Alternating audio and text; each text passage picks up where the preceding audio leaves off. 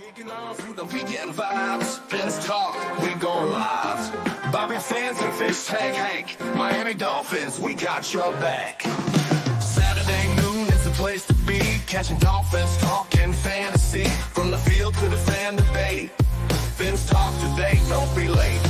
Fins up, we ride until the end. With Bobby and Hank, they're your best friends. Podcast popping every week, no delay. Join the crew, Fins talk today. Live chatting, stats so prime. Miami hustle all the time. News and views will pave the way. Dive on in, it's Fins talk today. Top plays and what went wrong. Breaking down each game so strong. Fans united, feel the beat. Fins talk, family can't be beat.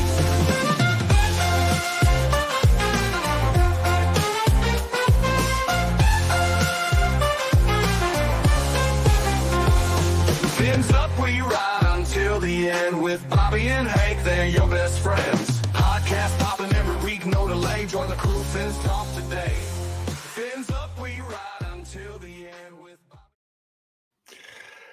Good afternoon, everybody. Welcome to an episode of Fins Talk Today on the Bandwagon. I am not Bobby Melendez. I am FinStanza from the Fins Bandwagon. And with me is my co-host on the Fins Bandwagon and on Fins Talk Today, Fish Tank Hank. What's up, Fish Tank? What's up? Everything's great, Junior. You know, I made it to this house. In my neck of the woods. There are some great people that I'm staying with here. They are just fabulous. There's going to be about 10 of us all together. And these people are just nothing but first class to one another, you know, typical Dolphins fans. Yeah.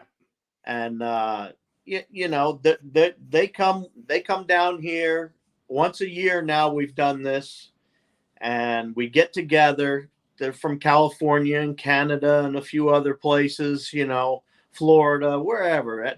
We come together for the first game, but this time we get to watch two games because we're on Thursday night. That's awesome. So we all got together, and you know, everybody pitched in for whatever it was, you know, depending on what kind of room you wanted or whatever. And I pitched in. I'm like, I'm for it. I'll do it. And so now we're here, and I've been here about an hour, a little more than an hour. So no, it's nice. I'm really enjoying myself. I have a pool right off the back here, so that's always nice to have that too. I saw the weather. You showed it to me. It's really beautiful. You're going to have a great time in South Florida, my neck of the woods. I know your area. I drive through it all the time when I'm down there. Before we jump into anything, because I have to do my spiel, we don't do it as much on Fins Bandwagon, but it's Fin Talk Today. I have to talk about our sponsors. So I just want to start off with the greatest show on surf. Hey, Dolphin fans, if you bleed aqua and orange like we do, head over to the greatest show on surf.shop for some amazing Miami Dolphins theme merch. Whether you're looking for something to wear on game day or you just want to represent the greatest football team on the planet, they've got you covered. And guess what? They've just launched a brand new Legends of Football line that you don't want to miss. It's the perfect way to honor the icons of the game while supporting our Fins. So what are you waiting for? Visit the greatest show on surf.shop today and score 15% off the entire order when you use the code FINSTALK at checkout. Represent the greatest show on surf and let everyone know what it means to be a true Miami Dolphins fan. And check out Caneswear at 2655 University Drive in Davie, Florida. Trust me, I have blown my bank every time I go to Florida down there. Whether you want Inter Miami, whether you want Florida Panthers, Miami Heat, obviously Miami Hurricanes. By the way, Brett and the team of Caneswear is doing a phenomenal job on Tuesday nights doing the Miami Hurricane show. Today they're playing Florida A&M. Hopefully they'll get to go 2-0. And obviously our favorite team, the Miami Dolphins. Check them out. You can also order from them online. However, I always splurge when I'm down there. I was down there for 3 weeks. I probably went there 5 or 6 times. Oh my God. But guys, don't forget to like and subscribe. The reason why I'm here today is Bobby needed a little reprieve as we prepare for game day tomorrow and the pregame show. I couldn't do the show Thursday night. And because Fish Tank was driving down to South Florida today, it was a perfect time at 4 p.m. to hop on the bandwagon and talk Miami Dolphins heading into tomorrow's game. Yes, sir. So before we start off, before we even talk about the Dolphins, so far we've had 2 football games that have started the season. One on Thursday night which was a banger of a game. It was amazing to be back with football between the Ravens and the Chiefs, where it ended in Toegate, where the game was ended because of a toe. About this, that was the end of the game. We're on a replay, and then last night in Sao Paulo, Brazil, the Eagles took the Green Bay Packers down in a pretty competitive game. But honestly, I'll look at both games, and you can see there's a lot of rust on both teams. Even both games were really, really exciting, Hank. You could see that there's rust on there. Like you obviously you're going to let it go in game one, but Yeah. you saw turnovers, you see penalties. So, anyways, we all have to be patient with our teams. Week one is important, but you're going to see the rust coming off of them right now a little bit. Not the Miami Dolphins. They're going to come out swinging. We're going to see that. By the way, breaking news for you, just so you're aware, and this is why it's so protective of your quarterback. Jordan Love was basically helped off the field last night, and they just announced he has an MCL sprain. So it's not as bad as they thought. It could have. It's not the worst case scenario where he'll be out for the season, but he will miss time. Malik Willis, I'm not so sure. So ding, ding, ding. I think someone like Ryan Tannehill or someone to that effect who's been sitting on the sidelines waiting for a job. Some starter is going to get a job in Green Bay by next week. So honestly, protect your quarterback. Oh boy, protect your quarterback. So definitely, yeah. So Hank, how does it feel now that we're just under 21 hours away from kickoff? What are you feeling 21 hours away from the game starting?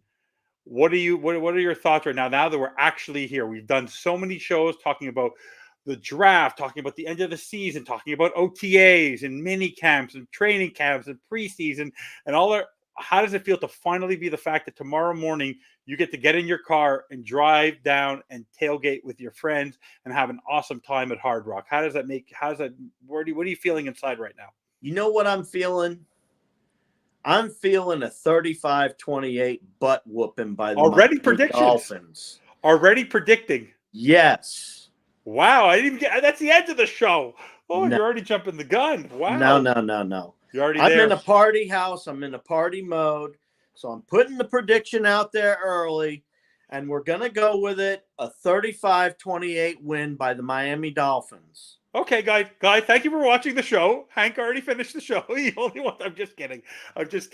So, initial news before we even talk about the game. Yeah. Obviously, the big news from yesterday was the fact that we reached another one of our superstar players.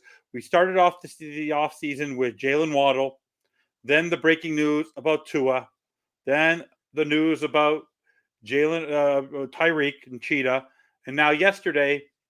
Everyone was wondering what was going on with Jalen Ramsey, the hamstring. And all of a sudden, after Patrick Surtain of the Denver Broncos signed his contract on Thursday night, lo and behold, Jalen Ramsey now becomes the highest paid corner in history again. Yep. What was your initial reaction when you saw that once again the Miami Dolphins shirt up a guy till 2028, which is in line with Tua and McDaniel's contracts and Waddle's? Hey, they obviously have a plan. Yeah. They have a cutoff date to do X, Y, and Z. And now they know what date they're working with. They know how bad they need to get these wins over the next 2 to 3 years.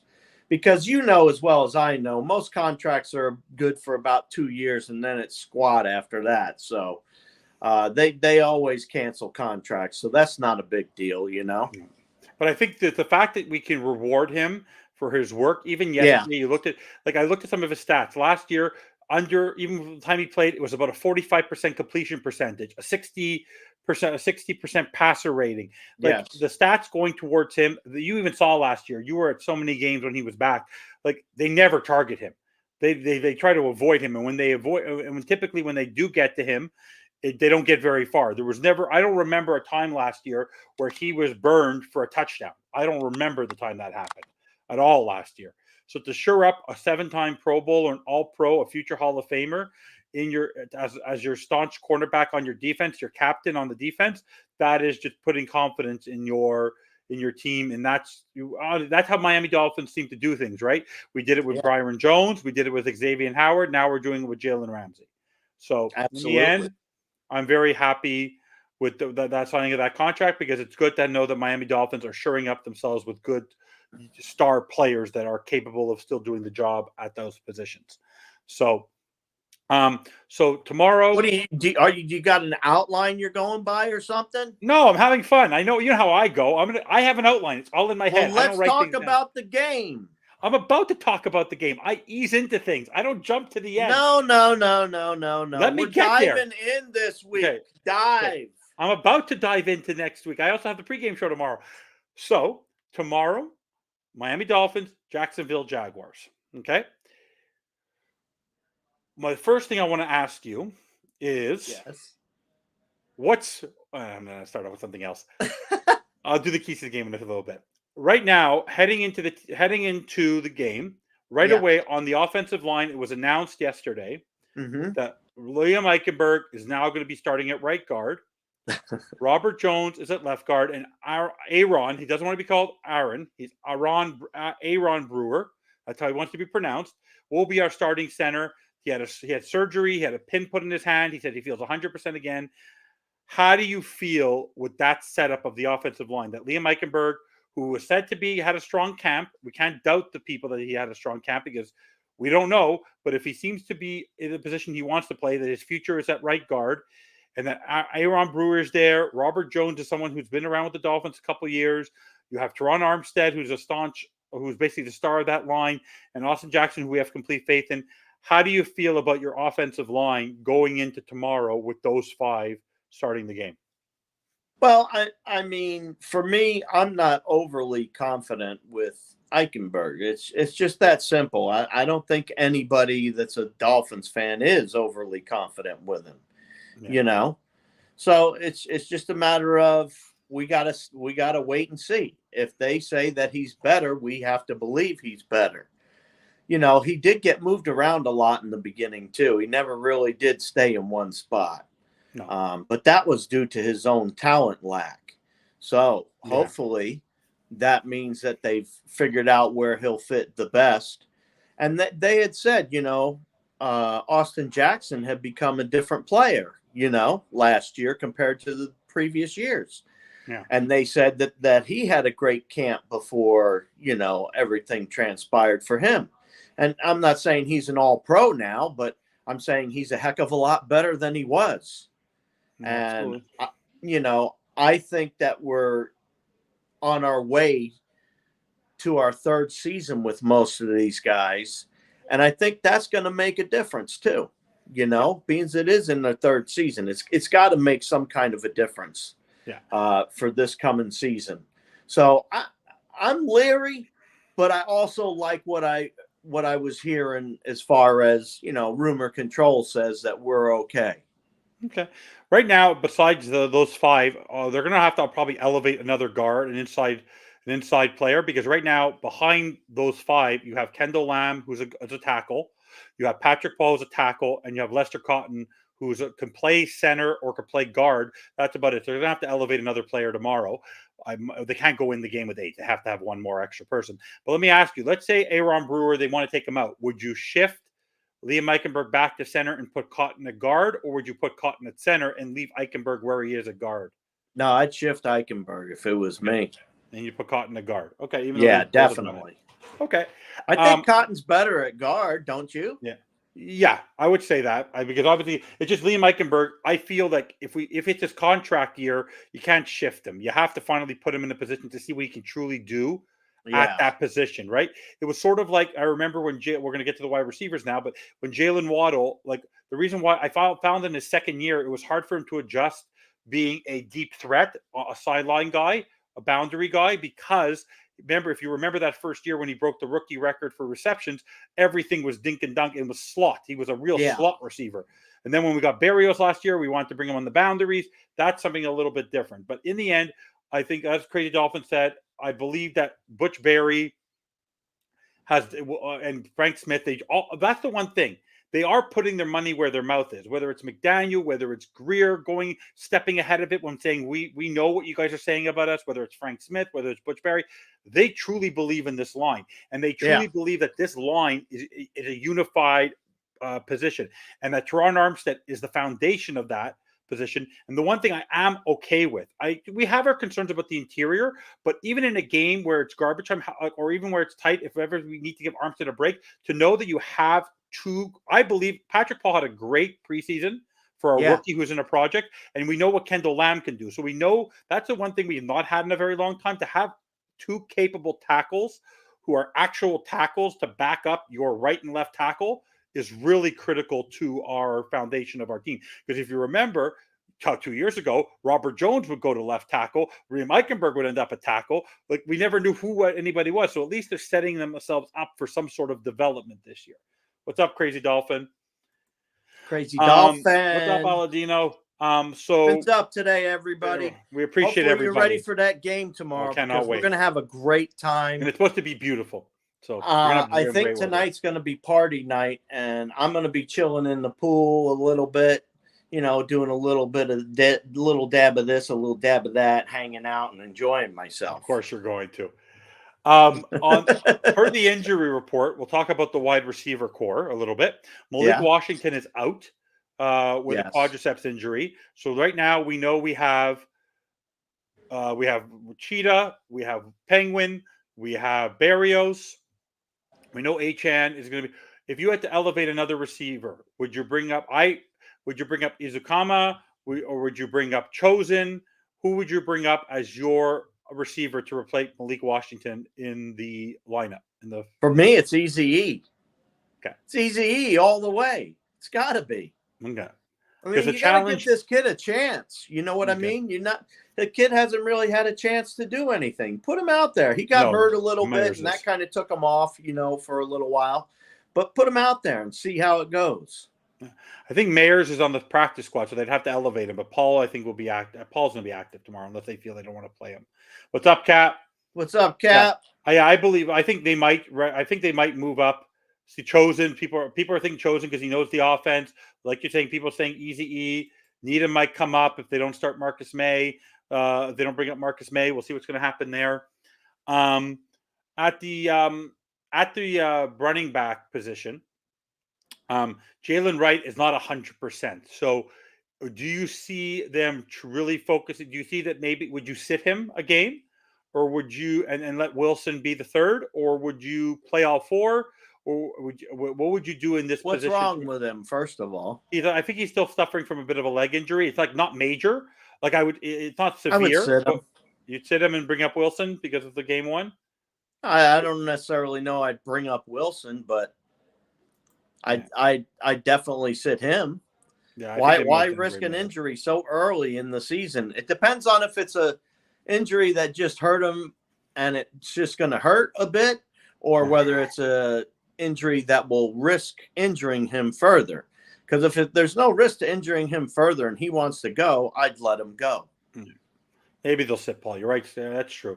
Yeah, so Scotty's saying we have 9-0 line. Yeah, Myers didn't really count much. I think I'd probably sit him at that point. Ricky the Dragon versus Macho Man. WrestleMania 3. Oh, that's amazing. Love you, Cap. WrestleMania 3. That was awesome. Pontiac Silverdome. In terms of the tight end position tomorrow, how excited are you to have a tight end of the skill of Jonnu Smith? Do you think that now Mike McDaniel will finally, we could not find a role for Mike Gesicki when he was here, will finally find a role for a Tanner Connor, a Duran Smythe? You see a two tight end set often throughout the game, mixed in with Julian Hill, mixed in with Jonnu Smith getting a lot of the touches.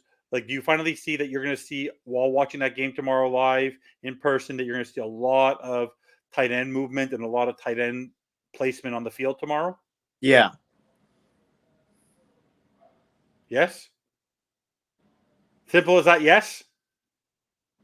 Yeah. So you think that Jonnu Smith will play a critical factor in tomorrow's victory in your mind? Well, I sit here and think about it, and like you said, in past games and past years, or past couple of years anyway, we haven't really used our tight ends. We really haven't. Not to the level that they probably could have been used to. But when everybody knows and Gesicki's going in and it's a pass every time, you can't really utilize them the way you should. Jonnu Smith is a better blocker, of course, than he was. So it'll make a difference. It'll make an impact. And Smythe is a blocker. He'll block. So, and Tanner Connor, they said that he's even gotten better. So, Honestly, I don't know about you about Tanner Connor. He's sort of like that player, that unicorn type of player who could play in the backfield, who could play receiver, who could play tight end, but we've yet to see it come to fruition. I really yes. want to see this come to fruition because it's one of those things that we're hearing all these great things about him, but we haven't actually seen it in a game. And Yeah. what I would like to see tomorrow, because I know you haven't watched as many of the games as I have the last 2 nights. So on the Baltimore Ravens, there's a player, there's a all pro by the name of Mark Andrews. Okay, great tight end. On Thursday night, there's a player on their team who played tight end. His name is Isaiah Likely. He got 12 receptions, over probably almost 100 yards. And then, like someone like me who had Mark Andrews playing in fantasy, basically got destroyed because of the fact that Mark Andrews wasn't touched. Last night, you have Romeo Dobbs, you have Christian Watson, and Jordan Love was throwing the ball all night to Jalen Reed. This fast wide. So you need to utilize these players because if people are using these new up and coming players, and I want that's actually something Mike McDaniel should be thinking about is using players you don't expect them to use in tomorrow's football game. So I would really like to see the tight ends used a lot more, in my opinion. Even though he thinks they should be inactive, Scotty, I believe that we need to utilize him tomorrow. I'd actually sit Hill and let Tanner Connor, because Tanner Connor can use a lot of different ways. Yeah. Speaking of the running backs, what would make you, in terms of the running back position tomorrow, because we're front, what would be an even split for you? What would be a fair split between Mostert and Achane tomorrow in terms of touches for you? What would make you happy or sad? Like, what would you want, a 50-50? 50-50. So if you 50-50 for me.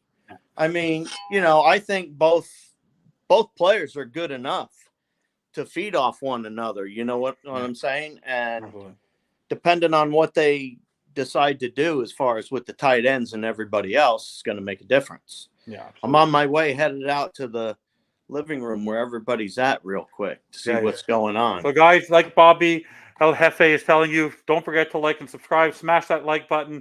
We need you guys just to help to support the channel. We really, really appreciate it. Let's see. No way I'm sitting Hill over Connor. I understand, but we want to see all these guys are having fun. They're watching tennis. Who's watching tennis? Fins up, everybody, guys. What's up? So it's over at Miami. Got Ramsey back. We meant to whoop in Jacksonville. Thank you, Kathleen, for watching. We appreciate it. I think McDowell will utilize our tight ends this season. He has to. Absolutely. All right. So that's the offense for you. So far, I'm actually going to, before I get to the defense, I want to talk a little bit about the special teams. Did you say hi to everybody, Evan?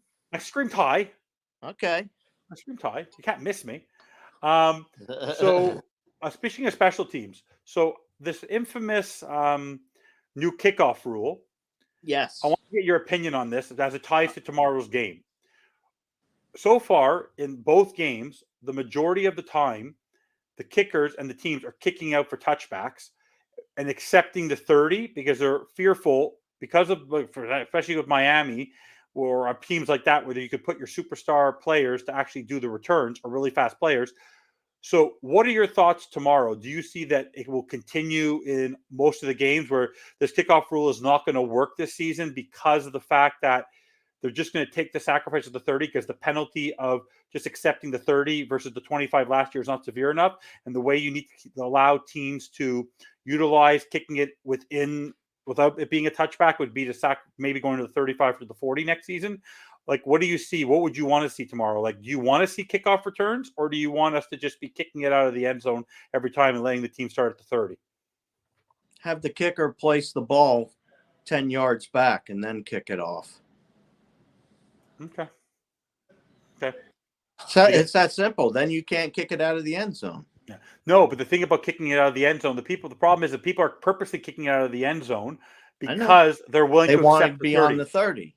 They want the teams to be on the 30 because if they kick it with not into the end zone, the kickoff, because of the setup of the kick return, they're expecting that it's going to be people like Cheetah, people like Devontae Smith, people like Xavier Worthy standing there, and that they're going to get way more past the 30, so they're willing to accept the 30.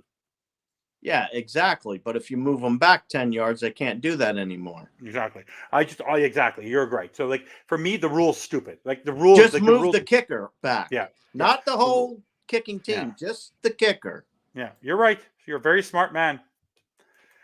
One thing I will say about the kicking team, obviously, I would like to keep Jake. Let me ask you, in tomorrow's game, if you have the choice, if we're on our 45 or 50, between our 45 and the 45 of the opposition, that range, and it's 4th and 6 or better, do you punt or do you go for it?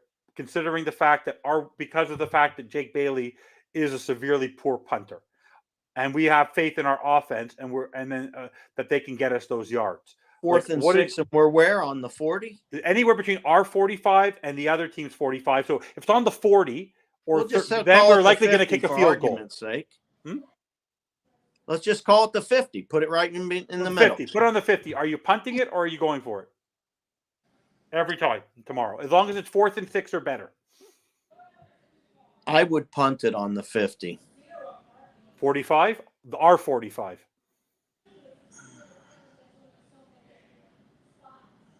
Well, if I'm punting it on the 50. You're punting it. No, because maybe on our 45 you might want to fine. They're 45. Punting or going for it? Yes. I'm going for it. You're going for it. So you have to be on their side before you go for it tomorrow. Yeah. Okay. Yeah. That's just where I mean, the guy can kick the ball 50 yards. It's not that hard for him to do it, you know. Not saying that he's great, but he could do a 50-yard punt. I mean, they average. Yeah. They average more than that. That's why I was just asking about that. I have enough faith in him to get it across, is my point. Okay. Do you have, based on the fact that we now have Saron Neal and like an ace there, do you see that our special teams is going to play a role tomorrow at all or are we, meaning that, are they going to be a positive in terms of keeping Jacksonville at bay, or are they actually still going to be a hindrance? Do you still have concerns over our special teams protecting the field when they punt or kick off? Yeah. Well, I think that we'll be fine. You're okay? I don't think necessarily that there'll be a hindrance. No, I wouldn't say that. No. Okay. I think we'll have positive vibes with our special teams. Okay. And I think that we're going to get a 50-yarder field goal tomorrow. Okay. I believe in Jay. Honestly, some of the kickers I've been watching this week, and I see there's a lot of rookies, a lot of young guys. For someone who was very hard on Jason Sanders, I'm happy he's our kicker. Yeah. See? I'm happy he's our kicker.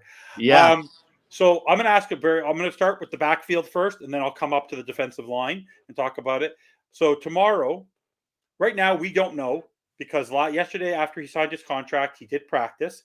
He doesn't even know if he's going to play tomorrow. We're going to find out tomorrow. It's a game time decision if Jalen Ramsey's going to play.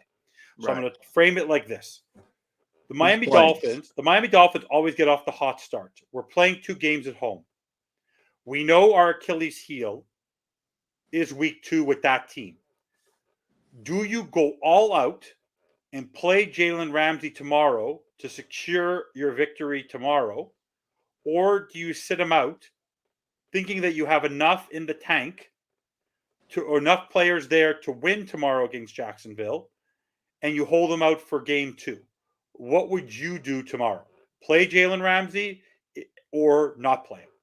Play him on a limited basis. Okay.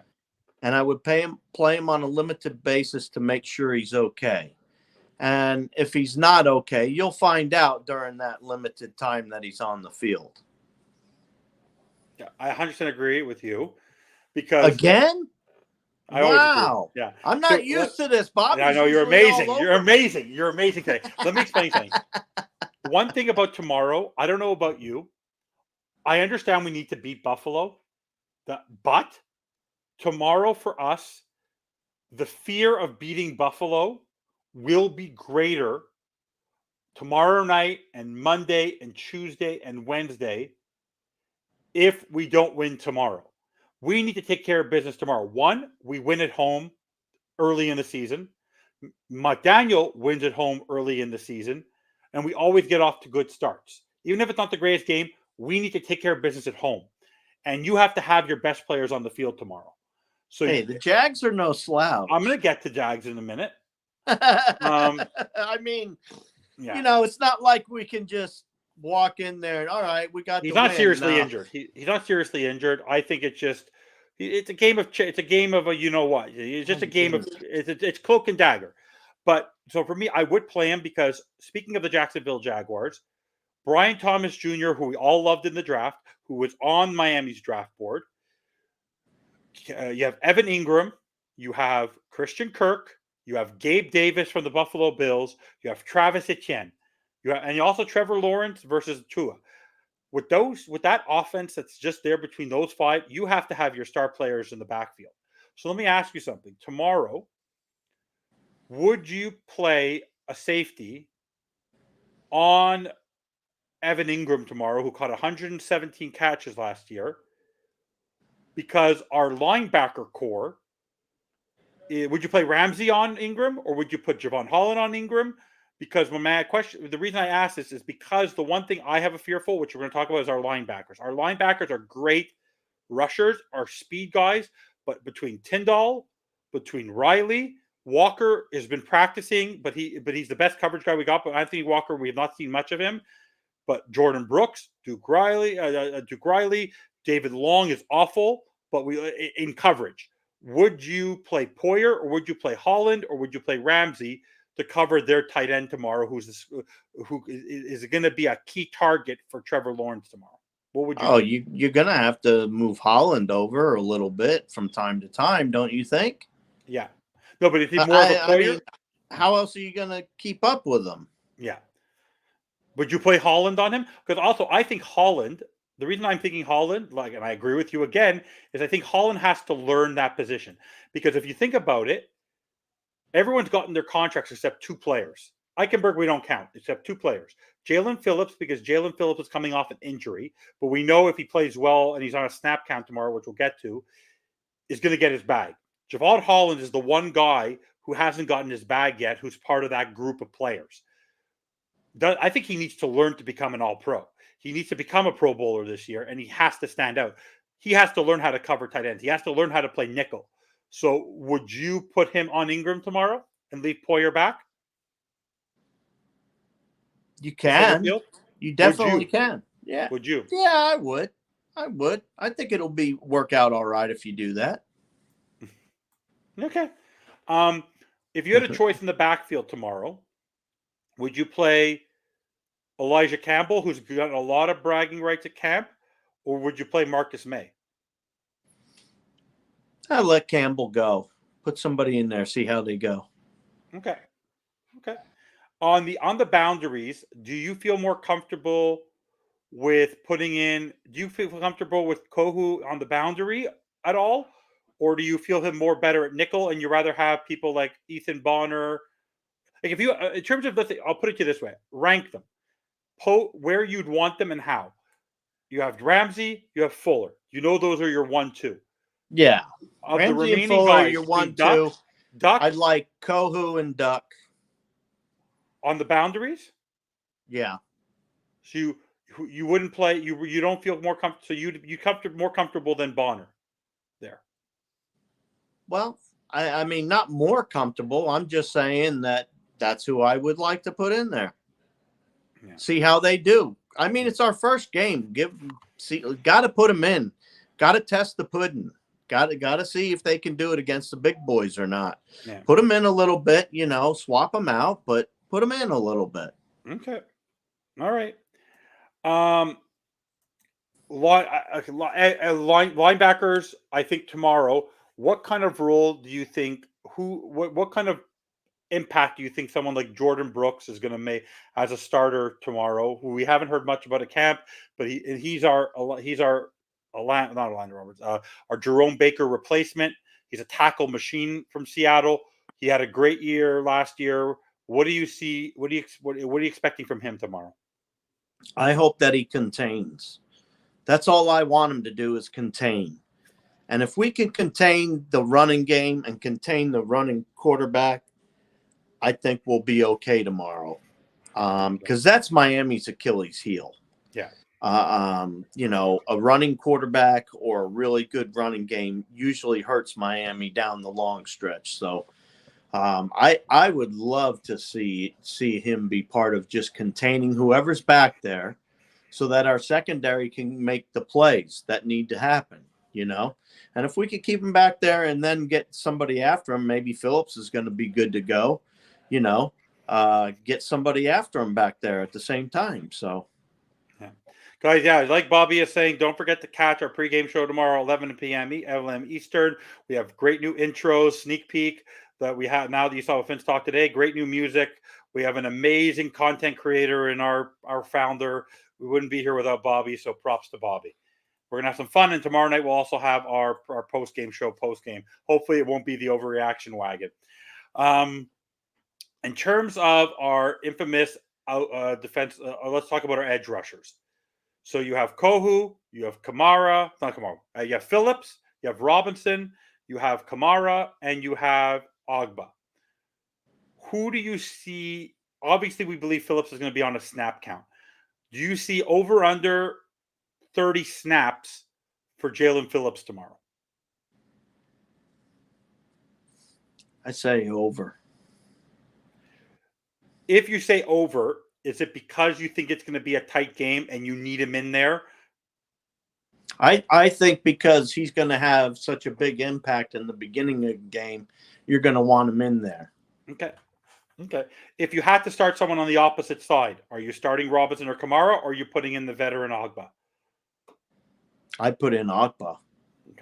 Okay.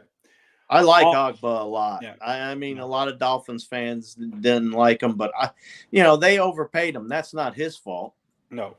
No, but at $5 million, he's reasonable. To get him at $5 million is a reasonable contract for us. Yes. We're benefiting from that. Absolutely. Absolutely. So in terms of our defensive line, Benito Jones, we see what's happened at nose tackle. Quentin Bell was also there at edge. Everyone's biggest fear tomorrow is the fact that Christian Wilkins is not there.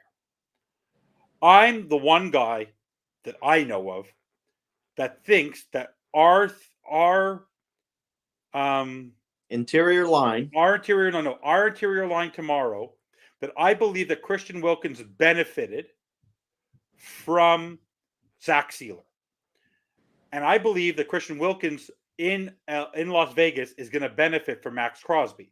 So Christian Wilkins on his own island, we've yet to see it. So for me, I believe that Calais Campbell and Zach Sealer are going to be as good as Salt and Pepper were. So what do you say to that? That I truly believe that with the way that Anthony Weaver calls a defense, there's the experience as a defensive line guy who played in the NFL, who comes from the Baltimore scheme, which has always been strong on the line, that I believe that Calais Campbell and Zach Sealer on the D-line is going to be as good as Wilkins and Sealer. Tell me why I'm wrong or right. All right. I believe it was mutual beneficial when they were both playing. It was mutually beneficial to both of them. Yeah. And what I'm saying is Zach Sealer benefited from Christian Wilkins. Christian Wilkins benefited from Sealer. Now he's benefiting from Crosby, and Crosby's benefiting from him. So they were a dynamic team. Now, is Calais Campbell going to be as dynamic as Christian Wilkins? I know he can plug up the middle better than Christian Wilkins. Okay. And he can play nose. And he can play nose. Exactly. So those two things right there make a big difference in a lot of schemes. So I think we're just as strong, like you said. I think we're just as strong as we were. Now, would I like to have Christian Wilkins on the team? Yes, I would. But he's not there. So got to go with who we have. And Calais Campbell, he's been around. He's been around. So hopefully, he's still got enough youth in him to take over where Christian Wilkins left off. Okay.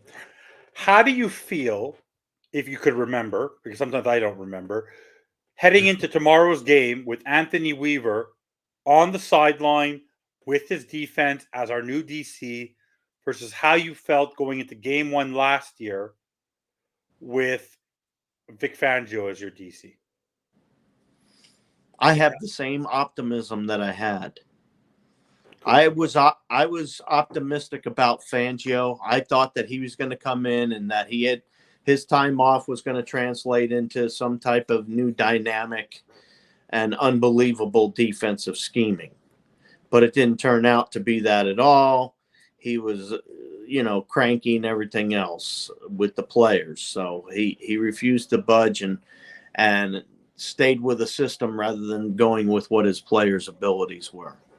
So Weaver is a completely different style than he is. So, you're talking apples and oranges, really.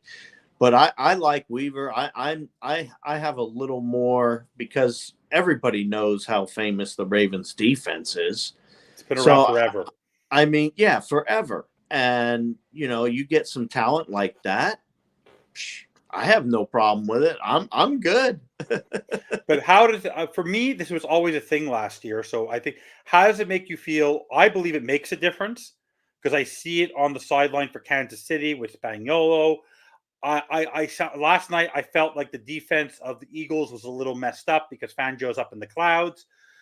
I like having your key coordinators. Offensive coordinator might be different up in the booth because it's a little bit different there because your head coach is very often called. But how do you like the fact that your defensive coordinator is going to be on the sideline coaching up his young players tomorrow? How do you like that? I love it. I love it. You got to be willing to get your hands dirty if you're playing in the mud. Yeah.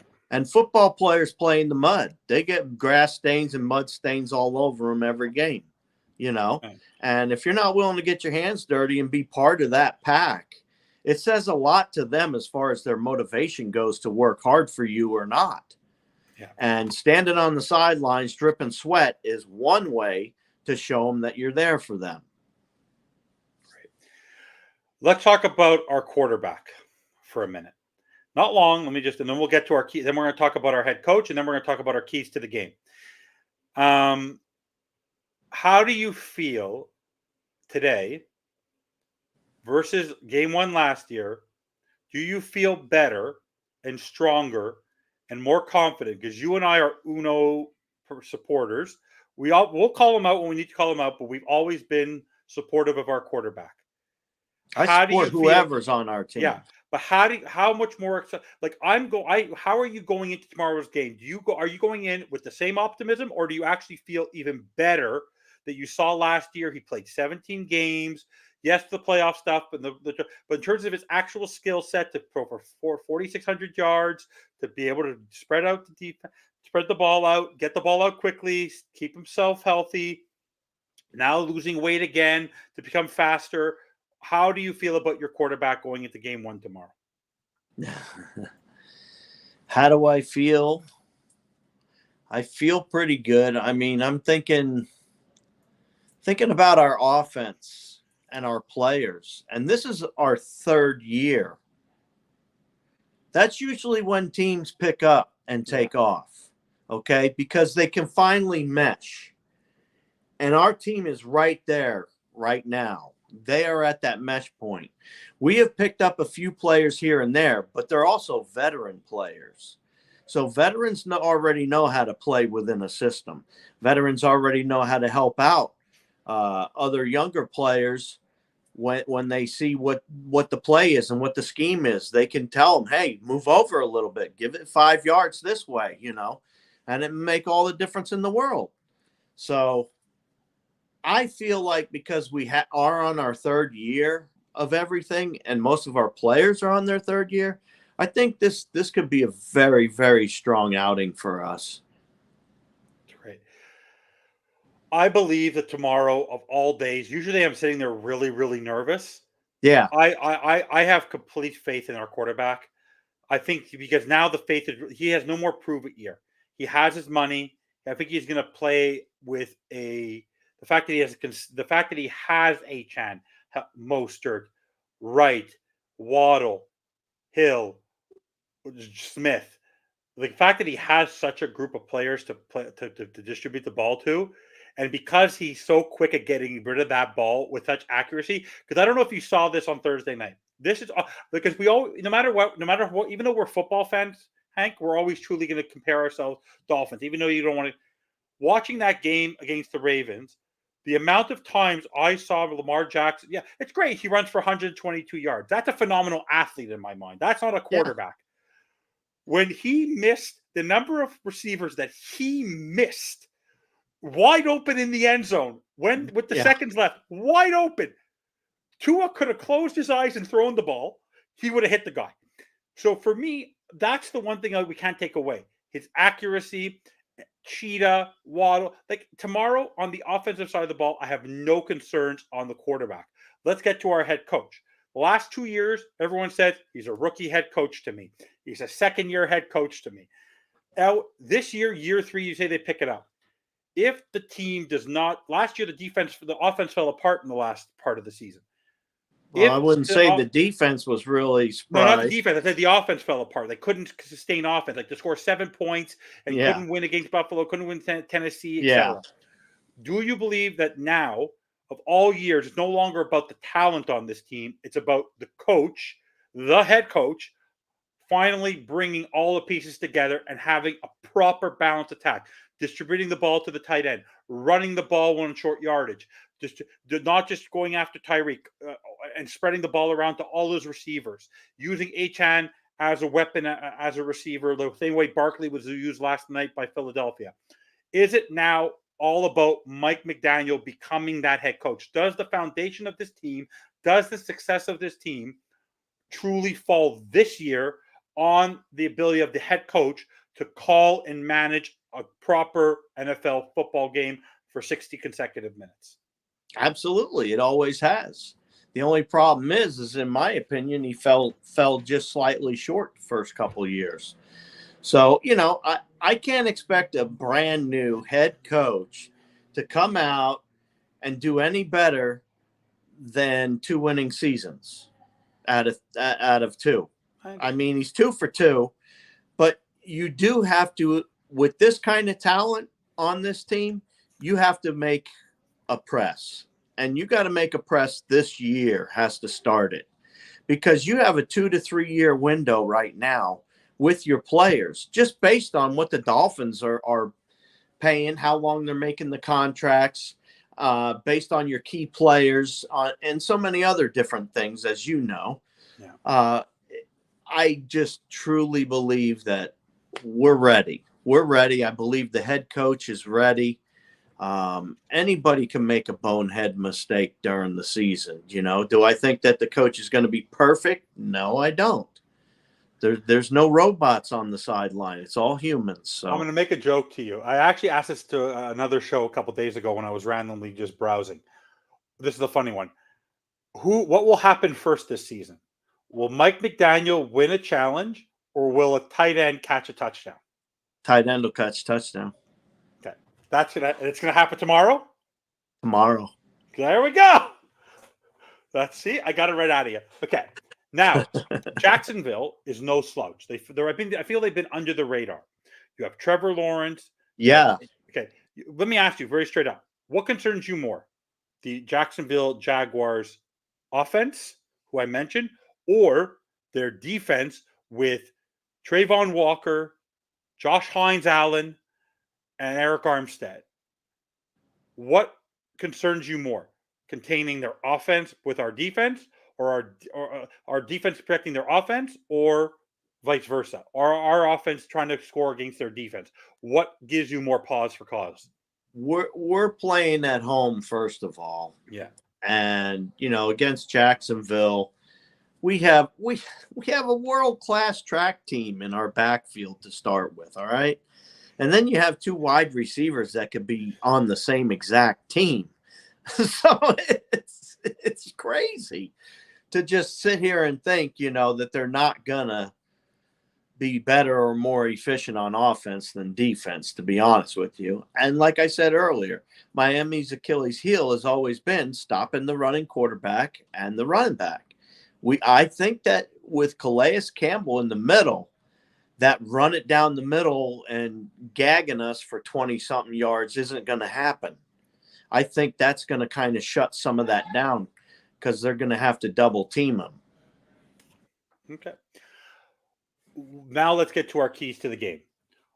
Give me your 3 keys to the game to ensure a Dolphins victory across the board. What do the Dolphins offense, defense, what do they need to do? 3 absolute key things they need to do in order to beat the Jacksonville Jaguars and leave Hard Rock tomorrow 1-0. This is going to be a close game. All right. As far as numbers and stats and everything, there's going to be plenty to go around. Okay. And Miami's first key will be not to commit turnovers. They cannot make turnovers in this game. Hopefully we'll win the turnover battle and come away as winners. And I just think that this is going to be a very close game, closer than people realize. I also think the second key would be that our defense has to contain Trevor Lawrence. We have to contain him. We can't let him run all over us because he can run, and he's not a little guy. So bringing him down is not that easy. So that's my second key. My third key will be our fans. Our fans have to be the third key this time. Our fans have to show up. Our fans have to show out and be a part of this and be there for the Miami Dolphins. I mean, if you're a fan and you have the ability to go, hang out, have a good time, everybody's friendly. Every time I go somewhere, everybody invites me to their tailgate. They say, oh, you want a hamburger? You want some of this, whatever it is, prime rib or whatever they're having. They're always offering, and it's always a good time. And if you don't like this music over here, we'll walk two steps, 3 steps to the right, and guess what? You're probably going to like that music there. So there's something for everyone at a Miami Dolphins game. The eclectic group as a whole is just awesome. And I really enjoyed going. It makes me feel a lot like I'm back in New York doing a block party when I go to the stadium. That's how I feel. That's how much fun I have each time I go to the stadium and I revisit with friends from last year, or new friends decide to come out and hang out again this year, or some people I know become season ticket holders. There's so many different ways that you can support the team, but just come out and have a good time, cheer for them, let them know you're here. And that's my third key, is the fact that it's a home game. Okay. I'll give some of my keys, and I might add some more tomorrow as I sleep on it. For me tomorrow, the keys to the game are really simple. 72 undefeated actually just took one of them because it ties to it, which is keeping Chop off the field on first and second down, using him as a specialist, because we don't want the Noah Igbenogany treatment where we put him in a position to fail and cost us games. We want to slowly. So for me, it's all about setting the edge. You need to have your players, Ogba and Phillips, as much on the field as possible in a very smart way so you can set the edge. If you can't set the edge against this team, Travis Etienne and Trevor Lawrence are going to burn you all game. Yeah, definitely. That's my first key. You have to set the edge. I'm giving signals to my wife is what I'm doing. No problem. I know what you're doing. Secondly, I need to see 2 tight end sets, and I need to see our tight ends utilized in a very, very smart way. Because tomorrow, I believe that that there's going to be 2 safeties deep with Jacksonville, and they're going to try to take away the middle of the field with Hill and Waddle. And even though they're going to get their yards tomorrow, we need to utilize our tight end sets tomorrow. And My third is the very, very simple. You need to you need to have a real balanced attack tomorrow. I don't want to see, we could score 30-5 tomorrow, but I want to see it with 150 yards rushing between Mostert and Achane, and then I want to see 275 to 300 yards from Tua. I want to see 400 yards of offense plus, but I want to see it a proper split. I don't want us to be airing it out game one. I want us to have a good, solid, balanced win tomorrow. I don't want us, and the reason I want that is because I want to control the clock tomorrow. I don't want what we always do. We score within a minute and give the other team the ball back. I want us to have a more balanced, solid game plan of attack tomorrow. That's what I want to see. If I see that, the Dolphins will come away with a victory. That's what I believe. I understand he can't. It's a little overblown, Scotty, but I don't expect. Chop Robinson's still a young guy, and because we have Ogba, because I would not utilize him the way we use Noah and just throw him into the deep end unless we're really dominating the game. I've asked everyone, who are your 5 inactives? My 5 inactives tomorrow that are in the 50. I see Mayers. I don't know. I'd have to think about it. You'll know tomorrow. You'll know tomorrow. I have to think about it. For sure, Andrew Mayers is one of them. Yo, should I hit you guys up when I'm at the game tomorrow? Who's they? Should I hit you guys up? You, Junior. Oh, you can. Oh, for sure. Just shoot me a line. If you know when I'm tailgating. Yeah. If you drop me a line tomorrow and I will drop you the link right away. Like, just tell me you're free to talk, and I'll drop you the link while we're going to the game. Last time we just did a cut in, and I could show you the stadium absolutely. And all that. Yeah. I can see. By the way, Scotty, I see Andrew Mayer. I see. I'm trying to think who else we'd sit. I don't know, because right now I can see Channing Tindall sitting. I could see. I see ECE sitting, but that's the practice squad guys. It's really hard to tell who tomorrow might sit.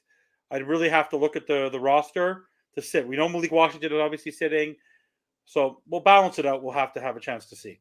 Guys, it's almost an hour. I always time it perfectly for Fish Tank. You can go have a party, go have dinner. We have our hour party. Show. Time to party. I want him to enjoy Hollywood, Florida. My area is just a little south, couple blocks over. He'd be there in 5 minutes in Hallandale. Guys, we really appreciate you guys watching the show. Don't forget to catch myself and Bobby Finstock tomorrow, 11 a.m. for the pregame show. We're going to recap the games that have taken place between the Baltimore-Kansas City game again. We'll talk a little bit about the effect of the Green Bay Eagles game. We're going to go over the rest of the league and make our predictions for the rest of the game, because tomorrow's a lot of week 1 matchups that are really hard to predict. Obviously, we're going to go through the game tomorrow. We're going to have the list of inactives, and we're going to just talk about how excited it is that, guys, we've been doing how many shows talking about the Dolphins, new season. You want to know what? This season does feel a little bit different because it's the 3rd year in a row of Mike McDaniel, Tua with his contract, Cheetah. Everyone seems motivated. Everyone is pretty much healthy with the exception of Bradley Chubb. But the advantage of Bradley Chubb and Odell Beckham is they're going to come back after probably the bye or slightly before the bye, and that gives us even another boost. If you think of, it's like winning the trade deadline without even doing anything, Hank. Like you always say, you're getting Chubb and Beckham back after week 4. Like what? Like that's like winning the trade deadline. It's like holy mackerel. I know, it's great. Like it's awesome, guys. Don't forget to like and subscribe. Don't forget to check out Caneswear, greatest show on surf. Hank, any final words before you head out? Hey, I just want to thank everybody for coming out. I had a good time again today. Hopefully we'll do something special because Junior and I have Thursday night football.